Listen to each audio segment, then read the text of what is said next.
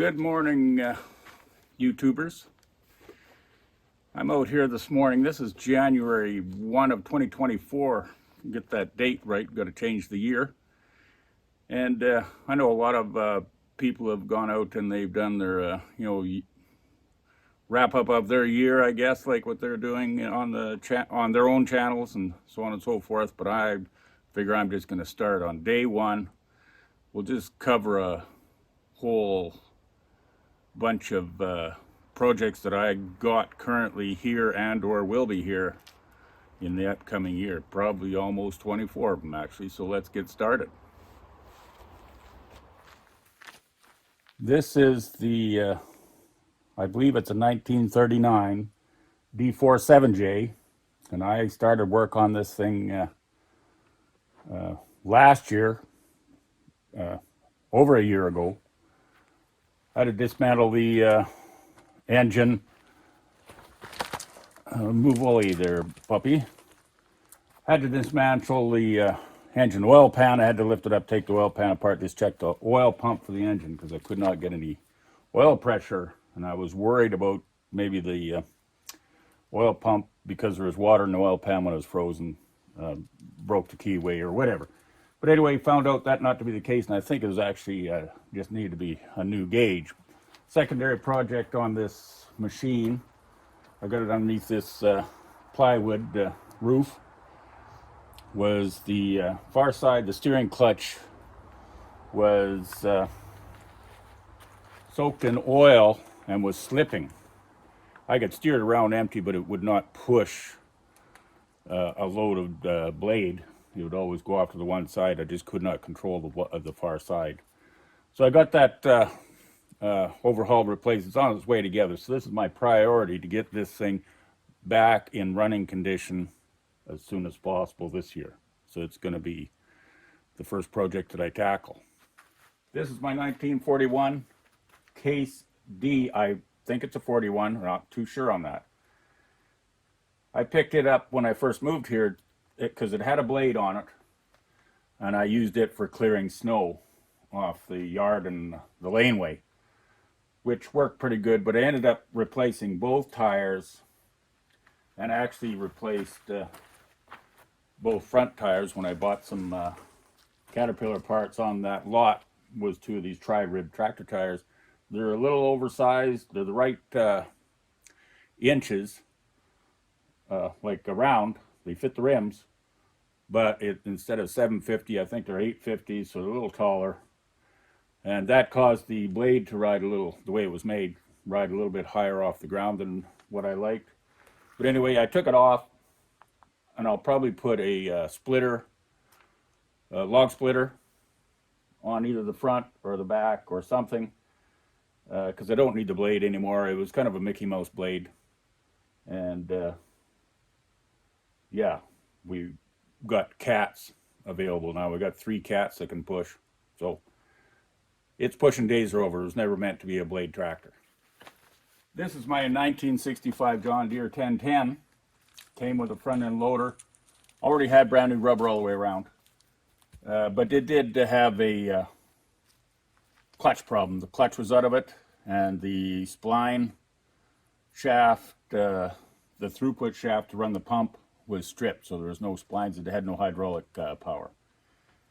It runs not too bad. Well, the engine and tractor runs really good, but it's the pump is not actually the factory pump for it. So I have to rework these hoses and get it to work properly. I can get it to work, but it's kind of a Mickey Mouse thing. I got to spend some time, learn a little bit about those hydraulic systems. I think this pump is a 2 or 3 stage pump. It's not belonging to this old style tractor. It probably comes off a like a Bobcat multi-purpose or multi-ported pump that supplies a lot of fluid to a lot of different hydraulic controls at one time. But anyway, I'm going to have to analyze that and get that straightened around so it works. This is my, I believe it's a 27, but I bought it as a 28. It could be a 27 or 28. I'm depending on a lot of information from John Deere enthusiasts. They know the details, subtle details from one year to another, what made it that year. It's missing its serial tag, so I don't know like from the serial number what year it is. So I just got to go by physical attributes. We did fix it had a broken front axle. I did have my welder buddy, neighbor, he welded that together. We fabricated a little bit of parts and pieces and made a temporary tie rod. So now it can actually move, albeit we'll have to pull or push it, but I can move it around the yard when it gets in the road or when I decide I want to dismantle it again. I did have it all, the whole engine, dismantled off this tractor. Rods and pistons are out. I just put it all back together just to keep all the parts secure and standing up on its wheels in case I had to move it here over the winter and the spring.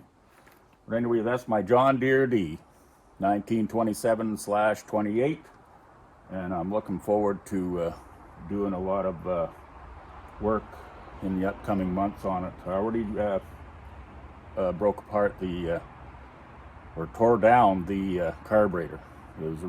Looked really good from the outside, but it was really horrendously rusty inside and need a lot of parts and stuff, of which I'm sourcing out.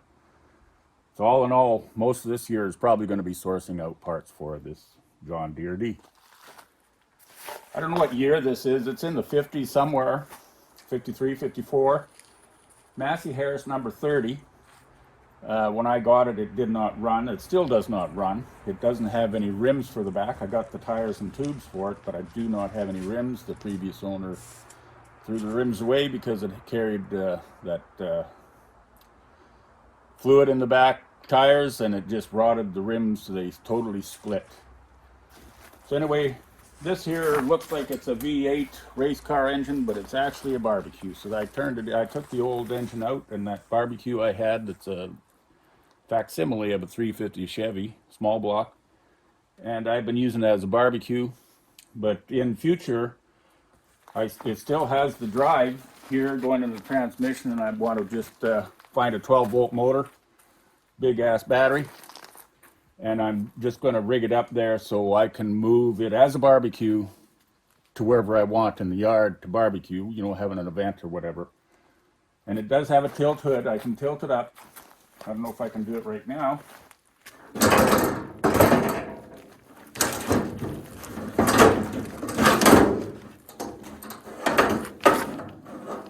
It does tilt up, and here's the barbecue.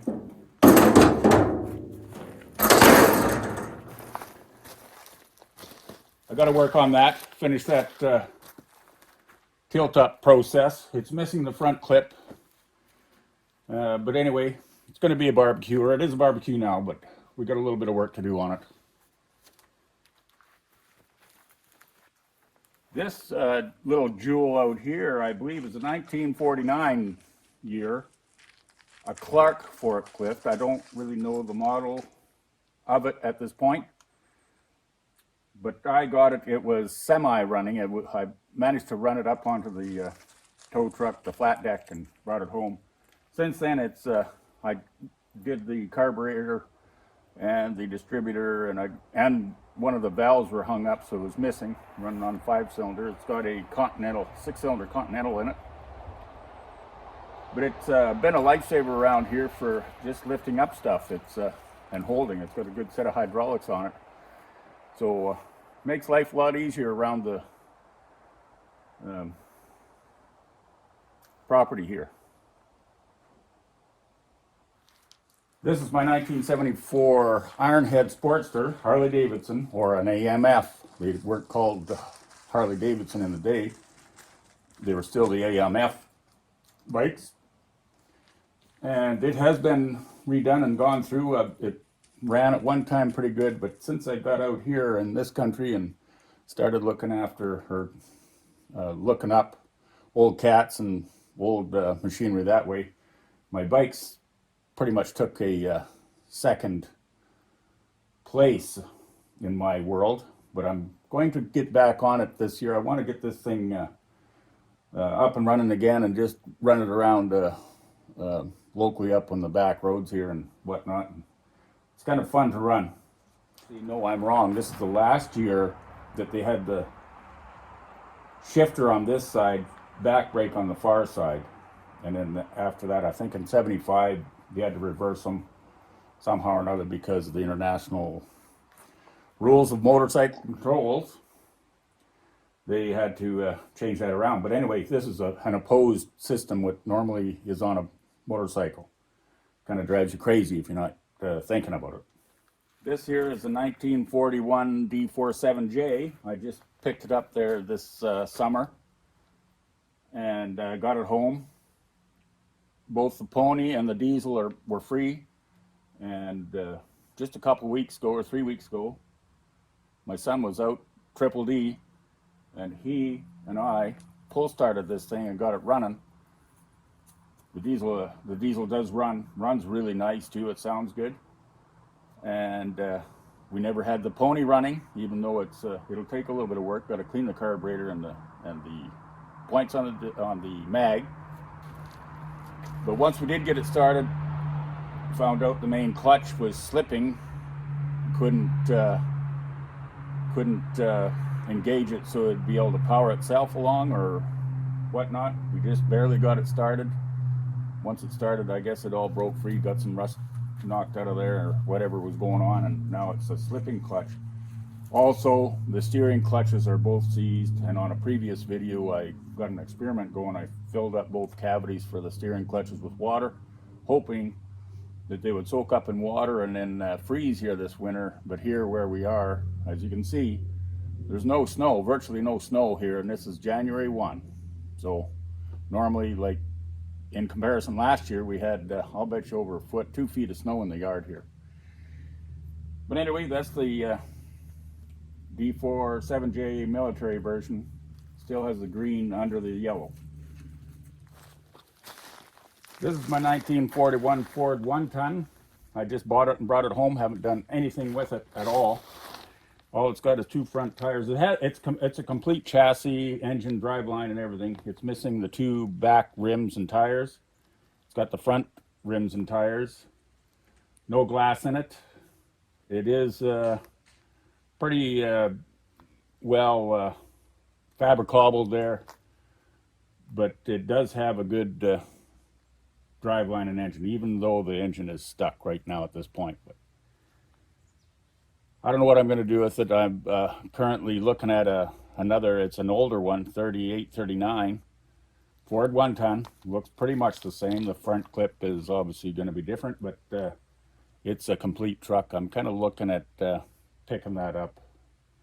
This would be a good parts truck for that. This project here is my 1990 Freightliner cab over. 300 cubic inch Cummins turbocharged single stack short wheelbase hauler. I use this truck with that 40-foot gooseneck tied up to the back. It's just a gooseneck with the triaxle setup, but that's adequate enough for hauling any and all of my recovery projects. This is by far my most favorite project that I have got going on. I might sometime here, because I do have the Jake brake sitting for it in the C-can. I might put the Jake brake in place there, but I got to figure out the wiring to run the Jake brake, and then I'll probably delete the muffler, make it just a straight pipe application. It'll sound awesome. Coming up through this little shed out here in the corner of the yard, I got it made so I can walk right through it, and it marks the top of the stairway to heaven. The system I got going there is probably deemed unsafe, so my thing to do this year, oh, there goes Luna, got to get in the picture. My thing to do this year is to make a 4-foot landing out here and a proper staircase that goes down there and ends up at that stump down there. So anyway, that's all about that. I kind of dread trying to get the carpenter ability of mine going on that. That pretty much wraps up what we got going on the upper level of the property here. So let's move on down to the mid area of the property.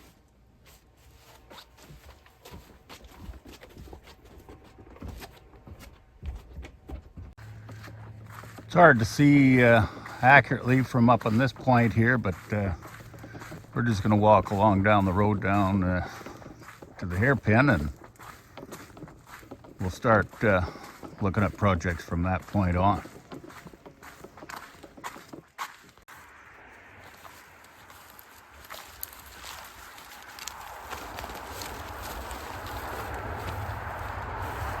This little unit here is my Minneapolis Moline R tractor that I had picked up in Tofield, Alberta, and it is a very nice piece. It's pretty straight, everything is pretty nice on it. It was all locked up when I got it. It's still got, they're not original tires to the tractor, but they're the ones that I got it with. This is a 1940, early 40s tractor. I did replace the front tires. It had the lights on it. It's all in really nice shape. It's got a nice patina to it.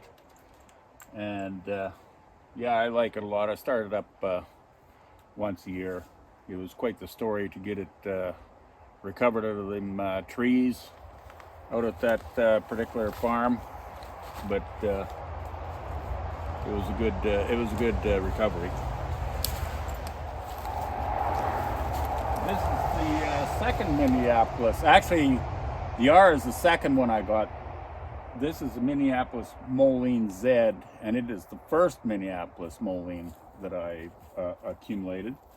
And it does have the original tires, front or back and front, the original tri-ribs and the original rubber on both sides. It is in really nice shape as well. And this, but they took,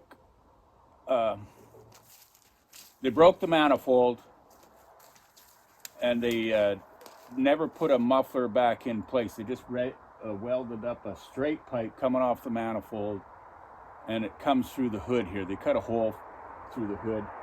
They did not a bad job putting it there, but that's not supposed to be there. This is the original exit for the exhaust pipe, as in the R. The muffler lays along the top, underneath the hood, on top of the manifold, and exits through here with a little pipe out at a 45. Anyway, it's just a matter of trying to find a good shape exhaust manifold and put a muffler in there and put that back into place. Otherwise, the rest of the tractor is in really awesome shape. I run it as well once a year just to exercise it, and I really like it a lot as well.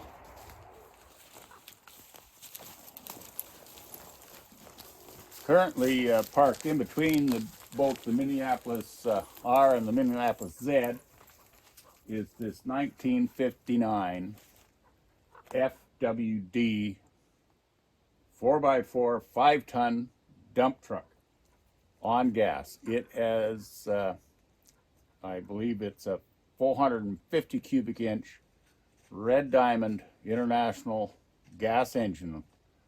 Huge for a gas engine, and it's not the biggest. And it runs really well, except for it does have a leaking valve on one cylinder, so it has a bit of a miss there. But it does start and drive. It's on air, like it has air brakes, which work pretty nice. But the project that I have in mind to do, hopefully this year, is to get the sixth cylinder running, fix that valve, and also I want to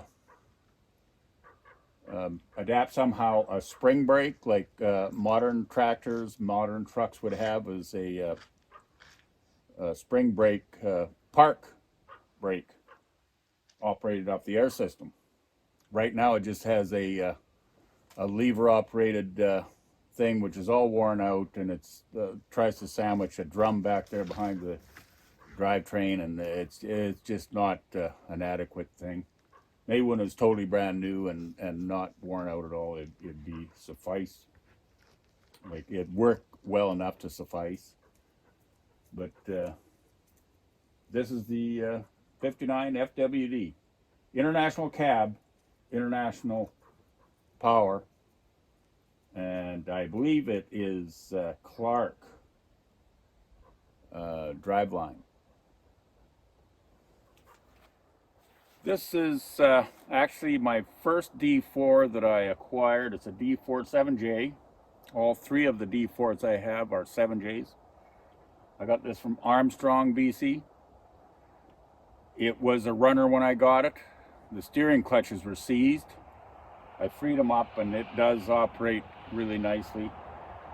And but I don't know who built this blade assembly. It is a tilt blade, hydraulics.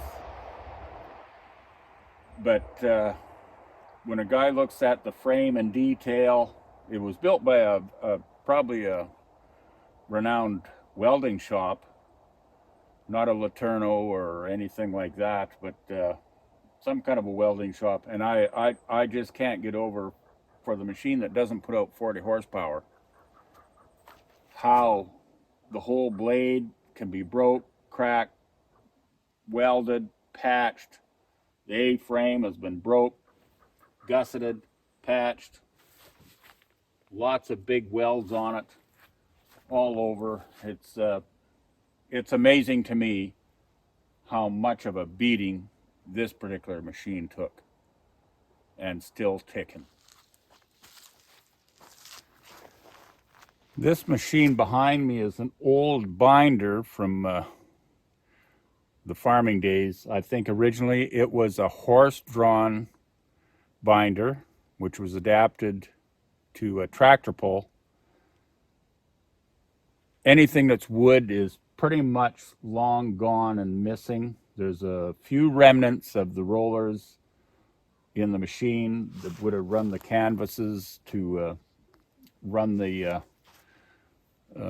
crop, the barley, wheat, so oats, whatever, through the assembly down there, which would knot it and to make sheaves, and they would stook them for the old thresher days. Now, the only reason I got this is because I discovered it on a place just in the cusp here, and it was to the point where they were just going to, like, so many of these things end up just being pushed into the trees and bent and broke up, and then trees start growing through them. It was to that point where it was just going to be pushed away. So I picked it up just to salvage it. I don't plan at all on doing anything with it to rebuild it. But I do have it available. It's an IHC number 32 binder. All intact, not bent. Just needs to have some TLC, whoever can manufacture hardwood rollers, a tongue, pulling tongue, and crop boards. You know, it used to have a board at the back and on the ends. You know, I don't know what lumber that would have been, but somebody can certainly have a good project to start up with, that's for sure, because it's all intact and not bent up, just needs wood. We managed to work ourselves down past the hairpin, down over here to the main building site, of which I don't have any plans of building anything. I might put a lean-to shed or something on here, but we're in the what I would call the storage area, projects waiting. So let's start walking around there.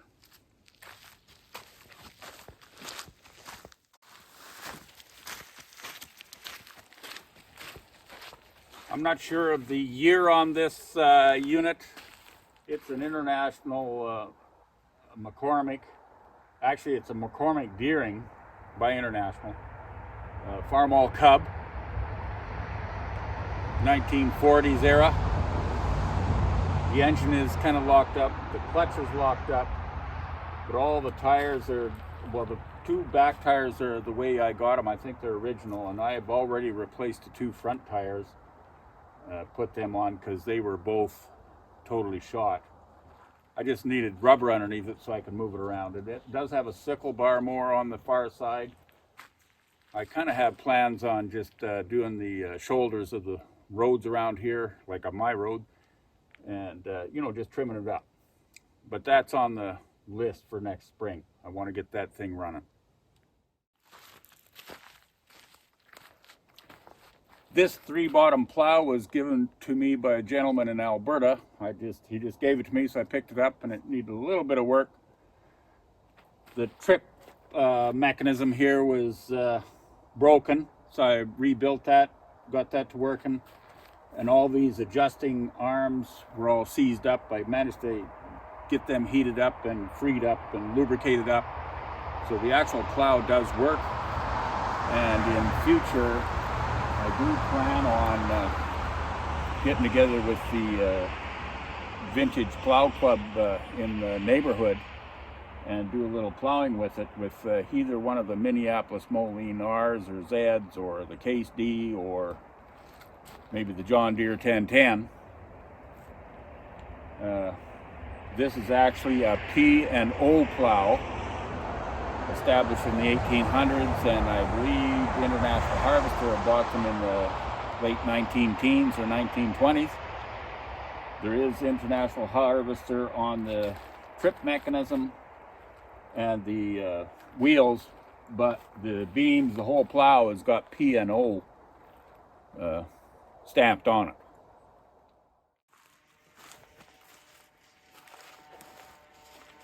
This is my D2 that I've picked up. I haven't really done anything with it at all. I picked it up last spring from down the road here at Edgewood, BC. It is in really rough shape. Diesel is seized. Pony motor is seized. The whole frame and the blade assembly, even though it is well made, has been broken up a bit, but not as bad as that first D4 that I showed. It does have a hydraulic system. This is built by LaPlante Choate. Pump, controls, tank, A-frame for the blade. The blade, you know, the whole thing is made by LaPlante Choate. I'm going to have to decide what I want to do with it. I'm tending to think I'm going to strip the blade and everything else like that off it, including the hydraulics. I'm just going to strip it down and just have it as a parade tractor in its original clothes with no attachments whatsoever on it. Just a straight drawbar tractor. It does have a winch on the back. I'll probably leave that intact, leave the winch on it, but take the hydraulic and the blades off. This unit right here is something I recovered last summer as well. It is a 1925 Galleon grader, single axle rear drive, and it used to have a scarifier at the front. I've replaced the front rubber.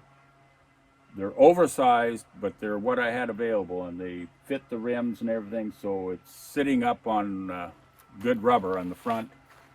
The back, all 4 tires are done. They will not hold air. They are 24-inch rims, so I've got a lead on at least 2 tires to put on there. For now, just to get it to operate, 2 tires would be adequate. It's an McCormick Deering power unit that runs it, but the engine has been compromised to the point where there's a rod through the block. So it will not run again, that particular motor, but I do have a 1530 out in Wilkinville, Saskatchewan, which is going to be a rescue mission later on this summer. I'm going to go out, or late spring, I'm going to go out to Saskatchewan and pick that up. And I'm just going to swap engines, keep the main drive line. Well, we never know until we get it here. I might just, because it's just a farm tractor. If it'll all swap across, I'll put that one that I recover and just go that route. But that's to be decided when I see what I got out of Saskatchewan.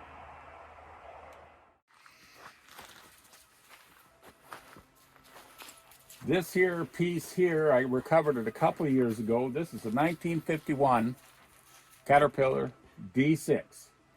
And these are the years before they had D6, D, E, H, whatever the next designation was. This is just a straight D6. D318 engine, pony start. It actually starts and runs excellent. When I got it, the pony motor run. The diesel was seized. The track frame on the far side was broken, so that was repaired. This side, I still need to pull the track frame out and change out a couple of rollers on the bottom, of which I do have really good shape rollers to put on in place. But it's been running so well now. I've done quite a bit of work with it. You know, as you can see, the tracks are shined right up, the pads. So I've been working it. It works really good. I really like this machine. Outside of the Freightliner, this is my favorite old cat. Right here, we're going to cover two projects in one. I've got my Hobart Brothers welder genset sitting in the back of the I believe it's 55 L120 International.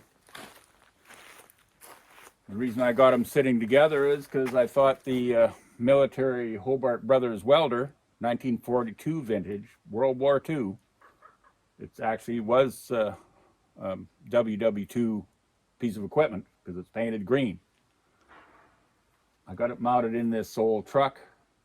I got military style tires on the truck.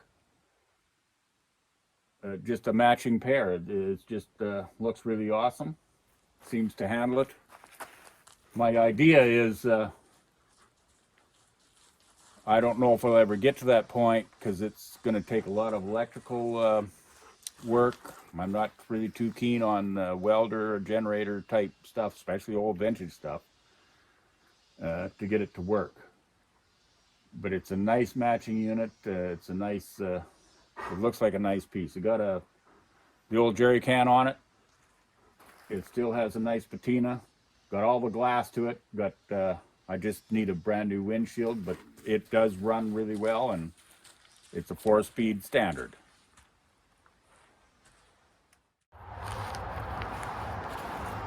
This international pickup truck is my 1955, I believe it is, S110. It's basically not a half ton, it's a quarter ton. Pretty light duty. 3 on the tree. 6-cylinder, silver diamond, 220. The old international up there, the green international, has a, I think it's a black diamond 240. This is the silver diamond. Long box. It's been around, done a lot of hard trucking in its day.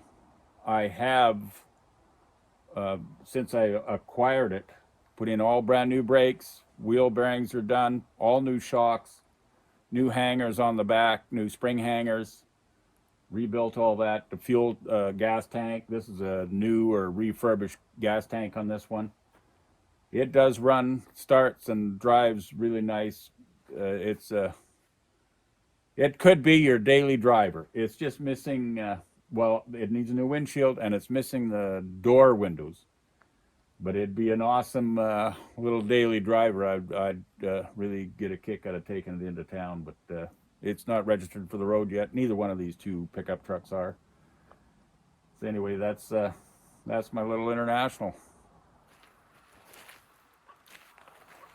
that's going to be a wrap for all the projects. I think altogether I got probably, well, at least 25. I'd have to recount it, but I think there's 25 projects here. Not all of them I'm going to get to, I'll guarantee that, but quite a few of them I will. I'll address bits and pieces here and there like I've always been doing. I don't really tackle one project to fruition, that's for sure.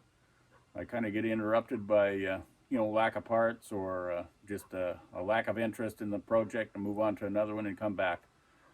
That's what I sort of do with my projects as I go along here. So anyway, that's all there is for today. Hopefully your day is good. This is the first day of January, so hopefully your year turns out as well as I anticipate mine will. We'll catch up to you later.